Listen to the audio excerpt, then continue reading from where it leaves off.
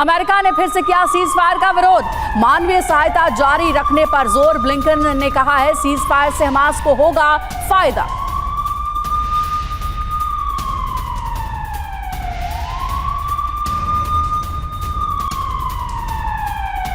और अगली बड़ी खबर, सऊदी अरब ने की गाजा में सीज फायर की मांग। न्यूयॉर्क में सऊदी के विदेश मंत्री ने यह बयान दिया। गाजा पर लगे पाबंदी को हटाने की भी उन्होंने मांग की और शांति के लिए गंभीर प्रयास करने होंगे, ये भी बात वहां पर की। एक और बड़ी खबर, मिडिल ईस्ट में अमेरिकी सेना पर हमला हुआ। एक हफ्ते में 13 बार हुए हमले। पेंटागन की रिपोर्ट में हमले का दावा। ड्रोन और रॉकेट से किया गया हमला। इराक और सीरिया में हुए हैं हमले।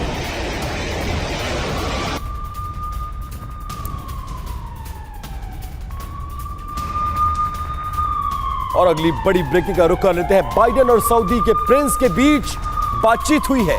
मोहम्मद बिन सलमान से बाइडेन ने बातचीत की है। मिडिल ईस्ट के बिगड़ते हालात पर इस बातचीत में चर्चा की गई है। बाइडेन ने कहा अमेरिका अपने सहयोगी देशों के साथ खड़ा है।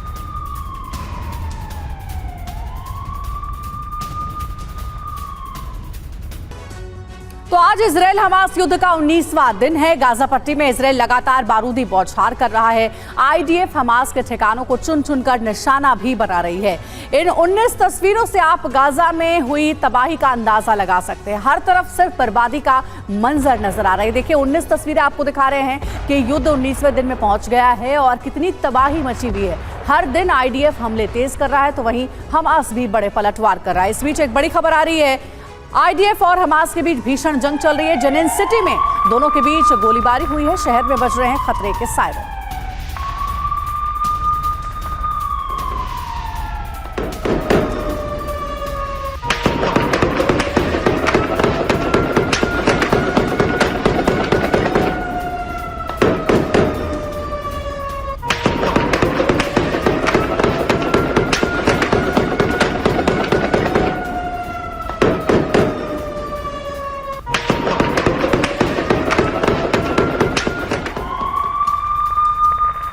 और जेनिन में अल-कुद्स ने किया है जोरदार हमला। 4 इजरायली सैनिक इस हमले में घायल भी हो गए हैं। कई इजरायली सैन्य वाहन भी हमले में तबाह हुए हैं। जेनिन के अल हदफ फ्रंट पर आमने सामने की दोनों सेनाओं के बीच जंग जारी है।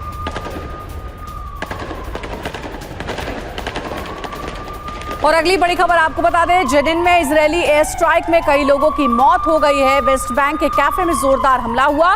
इजरायल ने अस्कर रिफ्यूजी कैंप में छापेमारी की है।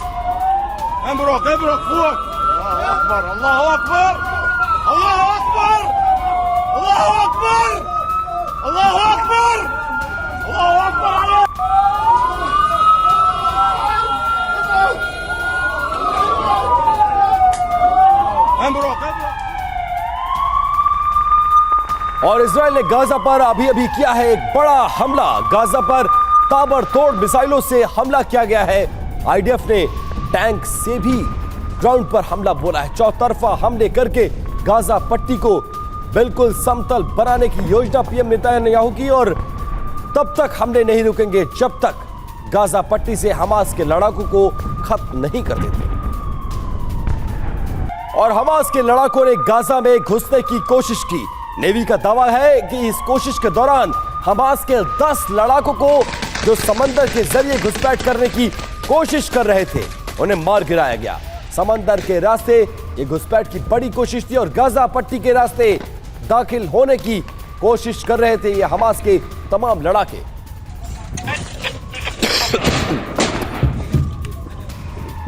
बड़ी खबर है, जेनिन कैंप में आईडीएफ की छापेमारी हुई है। इजरायली फोर्स ने 2 लोगों को गिरफ्तार किया है। हमास लड़ाके भी जमकर कर रहे हैं फायरिंग।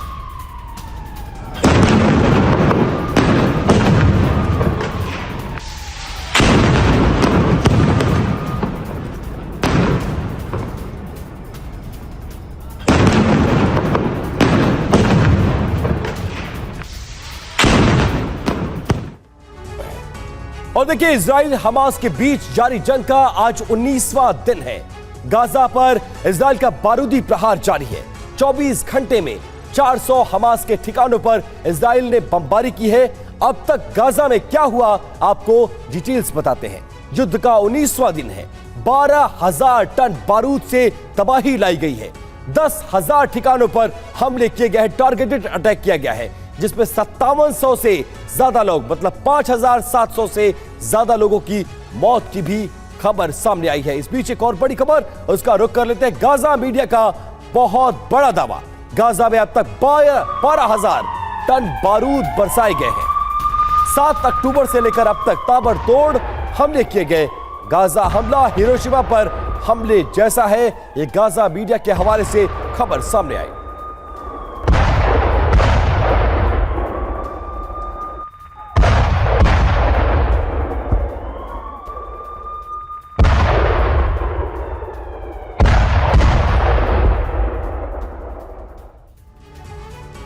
तो गाजा मीडिया के मुताबिक इजराइल ने गाजा पर 12,000 टन से ज्यादा बम दागे हैं और इन बमों की क्षमता हिरोशिमा पर गिराए गए परमाणु बम के बराबर है।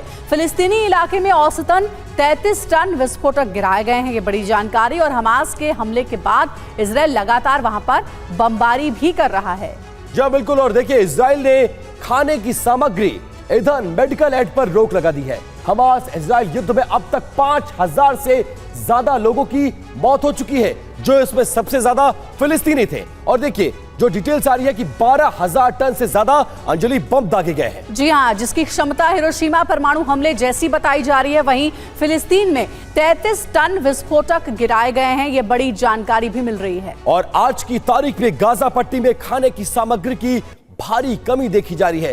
ईंधन खत्म हो चुका है, मेडिकल सहायता तक रोक दी गई है। सिर्फ इतना ही नहीं, 5,791 फिलिस्तीनियों की अब तक मौत भी हो चुकी है, ये बड़ी जानकारी मिल रही है। जल्दी से अब आपको बिग वॉल के जरिए हम बताते हैं 4 चेहरों के बारे में, जिनकी इजराइल शिन बेट की मिली नीली यूनिट जो है वो तलाश करिए। वो 4 चेहरे कौन से हैं, शुरुआत करते हैं। जी बिल्कुल। सबसे पहला चेहरा है इस्माइल हानिया का। ये छात्र जीवन से ही हमास के संपर्क में रहा है और टॉप जो दुश्मन है इजराइल के, उसमें इसकी गिनती होती है। 2006 में फिलिस्तीन का ये पीएम बना था अंजलि।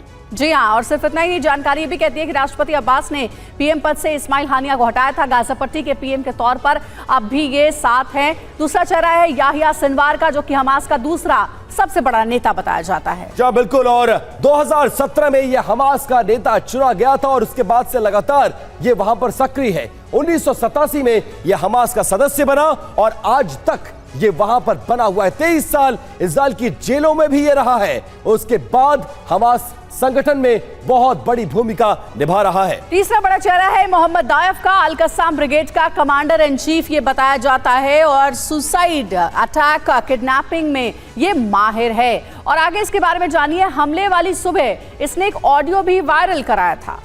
जी बिल्कुल। और इसी तरह से ये इनकी मॉडस ऑपरेंडी है। 2014 में इजरायली हमले में इसके पत्नी और बच्चे तक की मौत हो गई है। और एक जगह पर इसकी स्पेशलिटी ये है कि एक जगह पर एक रात से ज्यादा नहीं रुकता है। यही वजह है कि आज भी सक्रिय है। चौथा चेहरा सालेह अल अरोरी, ये उप प्रमुख है वेस्ट बैंक में और हमास का बड़ा नेता माना जाता है। अरब और इस्लामी देशों से जब हमला हुआ तो अंजलि इसने मदद भी मांगी थी। जी हाँ, ऑपरेशन अल अक्सा फ्लड के लिए इसने मदद मांगी थी। सालेह अल अरोरी ने, मीडिया में हमास का ये पक्ष रहता है, यानी कि मीडिया में ये एक तरीके से कह सकते हैं आप कि हमास का प्रवक्ता के तौर पर सामने आता है। वो जो भी इसे बात रखनी होती है, जो मांगे रखनी होती है, वो ये मांगे रखता है। हमारे साथ खास मेहमान भी जुड़े हुए हैं। ब्रिगेडियर त्रिपाठी सर हमारे साथ हैं और साथ ही प्रोफेसर सतीश कुमार भी हमारे साथ हैं। प्रोफेसर सतीश, हमास की रणनीति आगे आपको क्या नजर आ रही है? क्योंकि हम देख रहे हैं कि 19वें दिन युद्ध पहुंच चुका है, लेकिन अभी भी आईडीएफ जैसे कहा जाता है कि एक्सपर्ट मिलिट्री के सामने वो जंग के मैदान में टिका हुआ है। किस रणनीति के साथ अब आगे बढ़ रहा है हमास? देखिए, स्थिति बहुत ही प्रतिकूल है हमास के लिए, क्योंकि अमेरिका सहित तमाम यूरोपीय देश इजराइल को लगातार मदद का केवल आश्वासन नहीं बल्कि हर तरीके से हमास को ख़त्म करने की बात कर रहे हैं। लेकिन काम इतना आसान नहीं है। अमेरिका और इजराइल के संबंध के बारे में अगर देखा जाए तो ये इस बात की रिपोर्ट है कि अमेरिका अगर किसी एक देश को सबसे ज़्यादा अगर सहायता किया है सेकेंड वर्ल्ड वॉर के बाद से लेकर आज तक, तो इजराइल है। इसके बावजूद भी हमास जैसे संगठन निरंतर मजबूत होते रहे और फलते रहे। क्योंकि उसके पीछे इर्द गिर्द जितने भी इस्लामिक देश हैं, जी। इजराइल पूरी तरह से दर्जनों इस्लामिक देशों से घिरा हुआ है और वो धनी देश है, उनके पास इतनी क्षमता है। और आज की स्थिति में जिस तरीके से जिस कारण से भी विश्व बढ़ता हुआ दिखाई दे रहा है, चीन एक महत्वपूर्ण शक्ति के रूप में उभरता हुआ नजर आ रहा है। तो जिस नक्शे कदम पर अमेरिका चलता है, ठीक उसके विपरीत चाइना, चाहे यूक्रेन रसा युद्ध को देख लेकिन बिल्कुल सर, आप जो बात कह रहे हैं वो सही है, लेकिन इजराइल पर ये जो हमला हुआ उसने डिफेंस पर और सिक्योरिटी पर, इंटेलिजेंस पर, तमाम चीजों पर बड़े सवाल खड़े कर दिए हैं। इस बीच एक बड़ी खबर आ रही है, हमास ने इजराइल पर एक बार फिर से रॉकेट से हमला किया है। हमले का वीडियो भी हमास ने जारी किया है, जो हमला इजराइल पर किया गया, इजराइल पर तबाही मचाने का ये पूरा दावा किया जा रहा है। और ये देखिए हमले का वीडियो आपके सामने।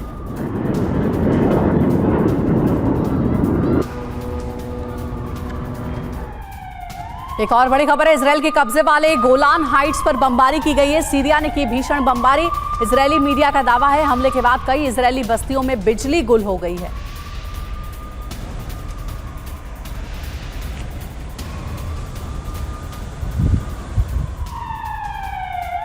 और देखिए एक और जंग का मोर्चा खुल गया है। लेबनान फिलिस्तीन बॉर्डर पर जंग तेज हो गई है।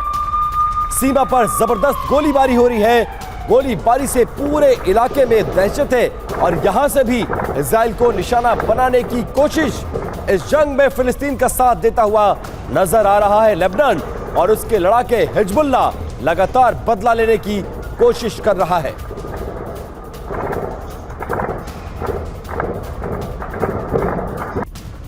त्रिपाठी सर, इन तस्वीरों को देखिए। एक और जंग का मोर्चा लेबनान खुलकर तो नहीं आ रहा है, लेकिन उसके लड़ाके रह रहकर हमला कर रहे हैं। क्या संदेश देने की कोशिश? और दूसरी बड़ी बात कि अगर एक और फ्रंट खुला तो क्या इजराइल, आपको लगता है आज की तारीख में इतना सक्षम है कि बेयर कर पाएगा इस दो जंग के मोर्चे को?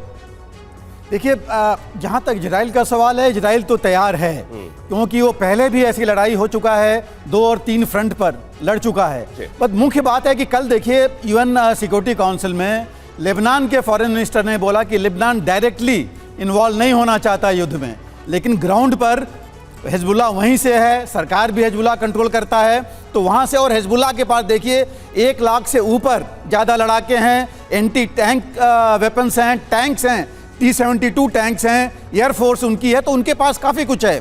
दूसरी चीज़, जहाँ तक आपने बात की हमास की, हमास में देखिए अभी इजराइल को, इनको जो लड़ाई करनी है स्पेशल फोर्सेस पर ज़्यादा डिपेंड करना है। और कहा यह जा रहा है कि एक अमेरिका से जो मेरीन कोर के पहले, वो मेरीन कोर के स्पेशल ऑपरेशंस के कमांडर थे जनरल जेम्स गिलिन, वो ऑलरेडी इजराइल पहुंच चुके हैं ट्रेन करने के लिए, उनको एडवाइस करने के लिए स्पेशल ऑपरेशंस के लिए। तो जहाँ तक हमास के अगेंस्ट ऑपरेशंस हैं, वो तो स्पेशल ऑपरेशंस ही करने पड़ेंगे और उसी से जो है उनको कामयाबी मिल पाएगी। ठीक है सर, इस बीच देखिए एक अहम खबर आ रही है, उसका रुख कर रहे हैं। हिजबुल्लाह के पोस्ट के पास पहुंचा TV9 भारतवर्ष। 200 मीटर की दूरी पर हिजबुल्लाह के पोस्ट और लेबनान बॉर्डर से हमारे संवाददाता मनीष झा की जाबाज रिपोर्टिंग भी आपको दिखाएंगे।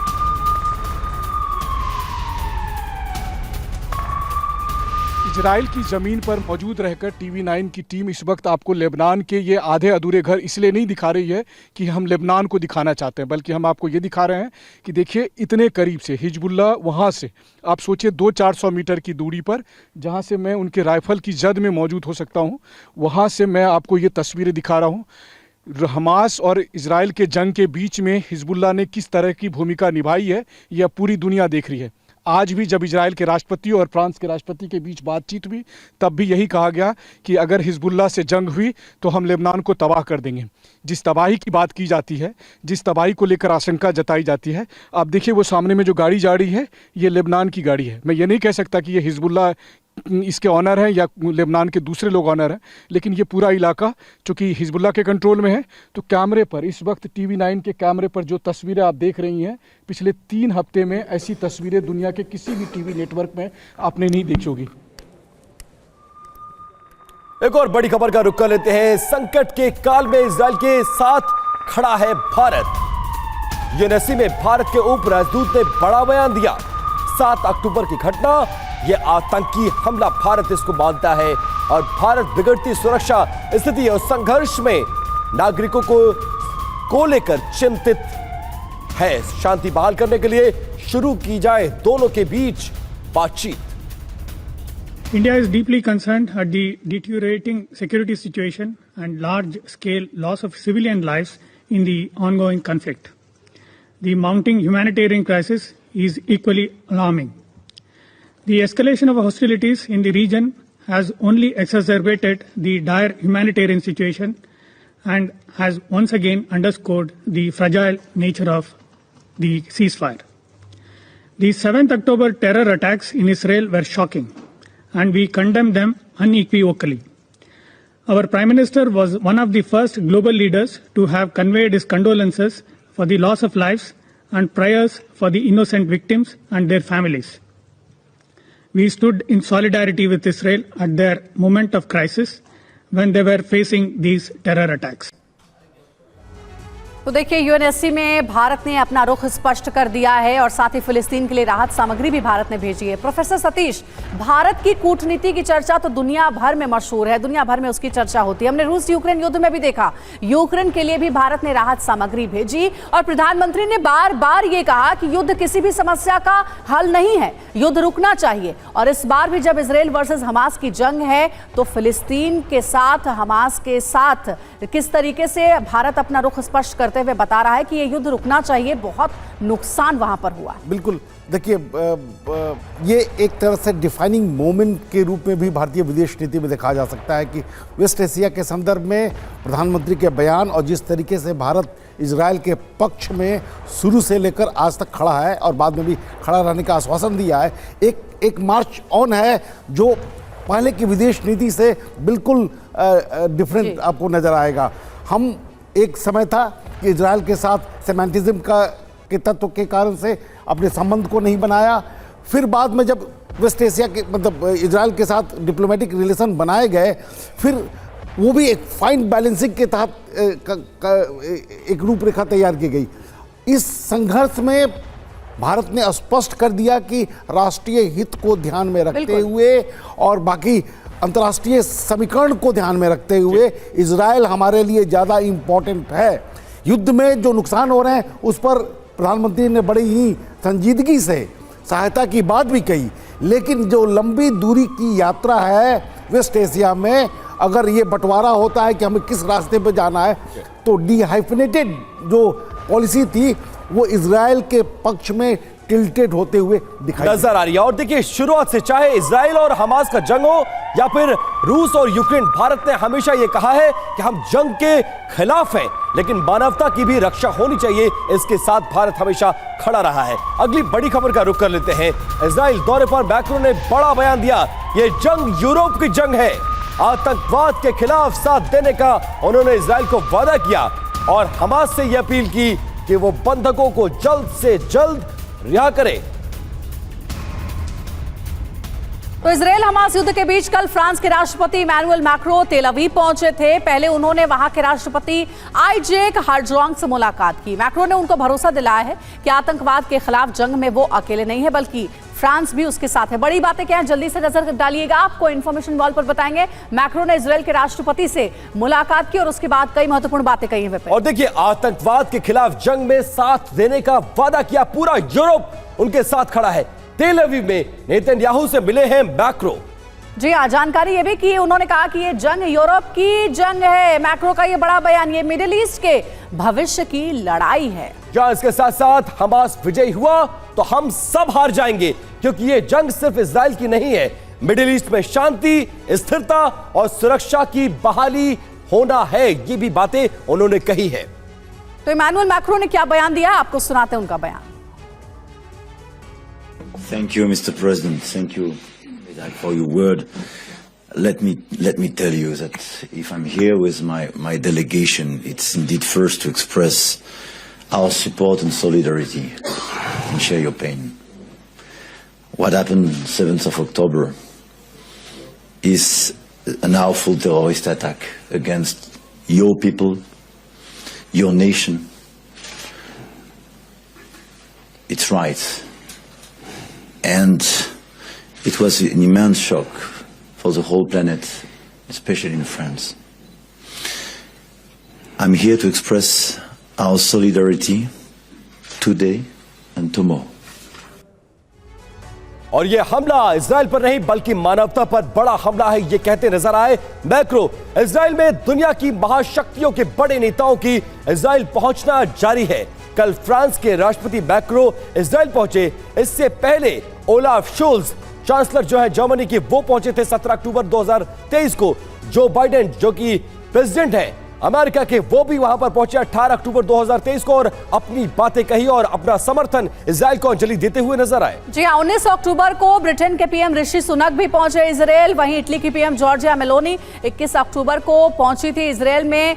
और मित्सोटाकिस ग्रीस के पीएम है, 23 अक्टूबर को उन्होंने भी इजराइल का दौरा किया। साथ साथ मार्क रूट जो कि पीएम है नीदरलैंड के, वो 23 अक्टूबर को उन्होंने इजराइल का दौरा किया। और सबसे आखिरी में पहुंचे हैं फ्रांस के राष्ट्रपति इमैनुअल मैक्रो, और जिनको थोड़ी देर पहले आपने सुना। इसके साथ साथ प्रेट फियाला जो कि प्रधानमंत्री हैं चेक रिपब्लिक के, उनके आज आने का कार्यक्रम है। और पश्चिम और यूरोप के इन तमाम बड़े नेताओं के आने का मकसद सिर्फ इतना है कि वो आतंकवाद के खिलाफ इस लड़ाई में इजराइल का साथ दे रहे हैं और ये इस तरह की घटनाएं रुकनी चाहिए, ये कहते हुए नजर आए।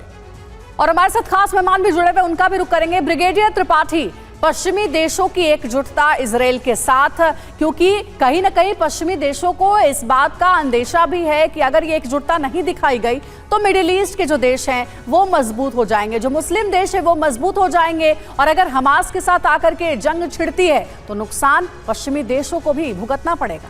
बिल्कुल, देखिए पश्चिमी देश तो सबसे ज्यादा जो उनको चिंता है वो है टेररिस्ट की। अगर टेररिज्म बढ़ता रहा, और ये देख चुके हैं ऑलरेडी अफगानिस्तान से लेकर के बाकी हर जगह, अगर इस तरह बढ़ता रहा तो सबसे ज्यादा जो नुकसान होगा वो वेस्ट को होगा, क्योंकि वहीं पर ऐसी घटनाएं ज्यादा होंगी। इस तरफ तो कहीं इतनी ज्यादा घटनाएं होती नहीं है अरब कंट्रीज में, तो वो उसको रोकना बहुत जरूरी है। और इसीलिए उन्होंने एक कोalition पहले से बना रखा है, जो ISIS का बनाया था। ISIS को उन्होंने देखा, अलकायदा को उन्होंने देखा, और अभी जो यहाँ पर हमास है, जो एक तरह से हमास ने अरब वर्ल्ड को ये दिखा दिया है कि अभी तक जिस इजराइल को समझा जाता था कि उसके खिलाफ कोई इतनी बड़ी कार्रवाई नहीं कर सकता, तो हमास ने कर दिया है। अब डर ये है कि कहीं हमास भी ISIS या अलकायदा ना बन जाए, तो इसको रोकना बहुत ज़्यादा जरूरी है। तो इसमें समर्थन दे रहे हैं, इसके साथ हैं और हर तरह से साथ में हैं। लेकिन इसके साथ ये भी है कि जितने अरब कंट्रीज हैं, Arab League, Gulf GCC Gulf Cooperation Council जो है, और बाकी अरब देश जो है फ़लस्तीन का समर्थन कर रहे हैं, और कुछ फ़लस्तीन का ही नहीं हमास का भी समर्थन कर रहे हैं। और यही डर है सर, यही डर है पश्चिम का और पूरे यूरोप का कि बड़े बड़े नेता इस मुश्किल वक्त में इजराइल का आके न सिर्फ साथ दे रहे, बल्कि जंग और बढ़ी तो तरह तरह से मदद करने का वादा भी कर रहे हैं। एक और बड़ी खबर आ रही है, यूएन महासचिव एंटोनियो गुटेरेस के बयान से इजराइल बुरी तरह से नाराज हो गया है। एंटोनियो गुटेरेस से नहीं मिलेंगे इजरायली विदेश मंत्री, साफ कर दिया उन्होंने अपना रुख।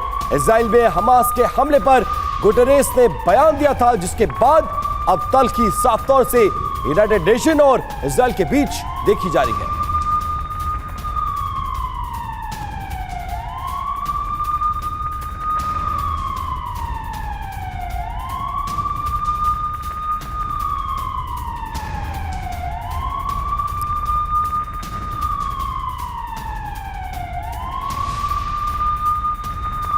और देखिए, संयुक्त राष्ट्र सुरक्षा परिषद फिलिस्तीन का बड़ा बयान। विदेश मामलों के मंत्री रियाद अल मालिकी ने यह बयान दिया और कहा तब तक प्रतिनिधि भाषण देंगे गाजा में, तब तक 150 फिलिस्तीनी मारे जा चुके होंगे। मतलब यह है कि जब तक वो अपना भाषण पढ़ेंगे, इस दौरान इतने हमले हो रहे हैं कि 150 से ज्यादा उस दौरान फिलिस्तीनी को मारा जा चुका होगा। मालिकी ने कहा गाजा में अब तक 5700 लोगों की हत्याएं की जा चुकी हैं। और बड़ी खबर है, इजराइल के राष्ट्रपति ने दी हमास को मिटाने की धमकी। इजराइल का लक्ष्य हमास को मिटाना है। उन्होंने कहा कि टास्क पूरा होने तक नहीं रुकेगी इजरायली फौज।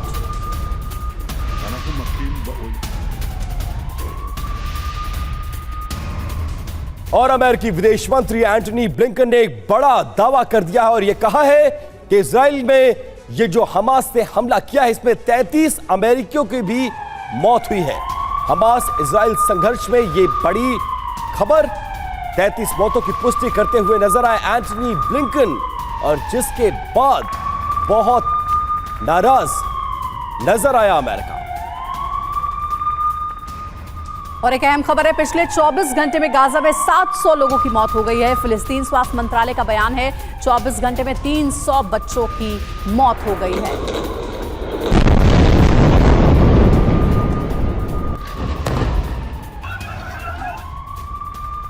और अगली बड़ी खबर का रुख कर लेते हैं। अमेरिकी विदेश मंत्री एंटनी ब्लिंकन ने बड़ा दावा किया है, आतंकी हमले भारत में हो या इजराइल में, सभी एक जैसे हैं हमारे लिए। आतंकवाद किसी भी रूप में अमेरिका को बर्दाश्त नहीं है। आतंकियों को फंड और ट्रेनिंग देने वाले देशों की निंदा होनी चाहिए। एक और बड़ी खबर है, अमेरिकी विदेश मंत्री एंटनी ब्लिंकन के इजराइल के खिलाफ हमास द्वारा किए गए आतंकवादी हमलों और मुंबई में पाकिस्तान स्थित आतंकवादी संगठन लश्कर तैयबा के बीच समानता बताई। उन्होंने कहा कि जैसा कि इस परिषद और संयुक्त राष्ट्र महासभा ने बार बार पुष्टि की है, आतंकवाद की सभी गतिविधियां गैर कानूनी और अनुचित है। As this Council and the UN General Assembly have repeatedly affirmed, all acts of terrorism are unlawful and unjustifiable. They're unlawful and unjustifiable whether they target people in Nairobi or Bali, in Luxor, Istanbul or Mumbai, in New York or Kibbutz Berry. They're unlawful and unjustifiable whether they're carried out by ISIS, by Boko Haram, by Al-Shabaab, by Lashkar-e-Taiba, or by Hamas. And this Council has a responsibility to denounce member states that arm, that fund and train Hamas or any other terrorist group that carries out such horrific. और Antony Blinken ने साफ शब्दों में इस हमले की निंदा करते हुए कहा कि आतंकवाद किसी भी रूप में बर्दाश्त नहीं है। आतंकी हमले भारत में हो या इजराइल में, सभी एक जैसे। क्या है बड़ी बातें अमेरिकी विदेश मंत्री की, वो फटाफट आपको बता दें। आतंकी हमले भारत में हो या इजराइल में, सभी एक जैसे। और अमेरिका का रुख इसको लेकर अंजलि बिल्कुल साफ है। जी हाँ, हम अपने लोगों की हत्या बर्दाश्त नहीं कर सकते। आतंकियों को फंड और ट्रेनिंग देने वाले देशों की उन्होंने निंदा भी करने की बात और साफ तौर पर कहा कि आतंकवाद को हराने में सभी की भागीदारी जरूरी है। यूएनएससी के सदस्यों को आतंकवाद की भी निंदा करनी चाहिए। मतलब खुलकर अपना पक्ष रखता हुआ अमेरिका नजर आया। और पहले दिन से इजराइल पर जो हमला हुआ उसको लेकर अमेरिका का स्टैंड बिल्कुल क्लियर है। त्रिपाठी सर, अमेरिका का स्टैंड बिल्कुल क्लियर है। तमाम वॉरशिप्स की तैनाती हो गई है, हथियार दिए जा रहे हैं और खुलकर बयान देकर पूरे दुनिया से समर्थन जुटाने की अपील। अमेरिका की बात को दुनिया कैसे मानेगी? खासकर यह संदेश उन अरब देशों के लिए है जो इस दौर में भी गाजा पट्टी यानी फिलिस्तीन और हमास के लड़ाकों का साथ देते हुए नजर आ रहा है। उनको भी ये बड़ा संदेश अमेरिका का। बिल्कुल, देखिए अमेरिका ने अपनी स्थिति पूरी मजबूत कर ली है। वो चाहे मेडिटेरेनियन है या जो 12 देश हैं ये मिडिल ईस्ट के, जहां पर अमेरिका के बेसेज हैं। और खासकर देखिए आप बहरीन लीजिए जहां पर 5th फ्लीट है, कतर लीजिए, कतर में स्पेशल ऑपरेशंस कमांड है, सबसे बड़ा जो है बेस अमेरिका का है। जिबूती लीजिए, लेबनान, इराक, सीरिया, जॉर्डन, सब जगह है।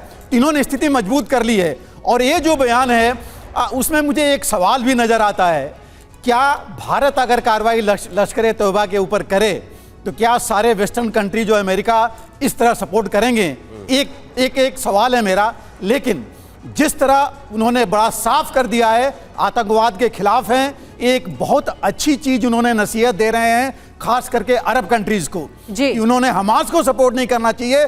फिलिस्तीन को तो सभी सपोर्ट कर रहे हैं। फिलिस्तीन की मदद अभी तक यूरोप और अमेरिका करते आए हैं और करते भी रहेंगे। उन्होंने यह भी बोला है, अभी भी वो मांग कर रहे हैं कि अभी क्यों मानवीय सहायता वहां पहुंचाई जाए। उन्होंने यहां तक कहा है कि बैटल में पॉज हो और उस बीच में सहायता पहुंचाई जाए। लेकिन प्रोफेसर सतीश, भारत इजराइल कहीं भी आतंकी हमला हो, उन हमलों की निंदा तो की जानी चाहिए। और कुछ ऐसे देश हैं, हमें पता है उनके नाम भी, जो कि आतंकवाद को पालते पोसते हैं। क्या ऐसे देशों का बायकॉट नहीं होना चाहिए? इस पर बड़ी कार्रवाई नहीं होनी चाहिए? देखिए, अगर इजराइल के बाद इस्लामिक आतंकवाद की हम बात करें तो सबसे मुहाने पर भारत खड़ा है। और 90 से लेकर 9/11 के पहले तक भारत ने जो दलील दी कि पाकिस्तान आतंकवाद का ईपी सेंटर है, आज वही अमेरिका जो साथ में लड़ने की बात कहता है, वो इस बात से हमेशा मुकरता रहा। और पाकिस्तान को एक सॉफ्ट इस्लामिक स्टेट कहकर उसे प्रश्रय देता रहा। बिल्कुल सही बात। आज ये स्थिति बदल गई है, क्योंकि आज भारत के बिना अमेरिका एक पग भी आगे नहीं बढ़ सकता है। केवल ऐसी सबसे बड़ी आर्थिक और सैनिक शक्ति के कारण से नहीं, भारत के जो बिल्कुल प्रोफेसर सतीश, आप सही कह रहे हैं। और जिन आतंकी संगठनों के नाम हमने गिनाए हैं, उसके सरगना किस देश में बैठे हैं ये सबको पता है, पाकिस्तान में बैठे हैं। और ऐसे में बड़ी कार्रवाई जरूर होनी चाहिए अगर आतंकवाद को जड़ से मिटाना है तो। बहुत शुक्रिया हमारे साथ जुड़ने के लिए।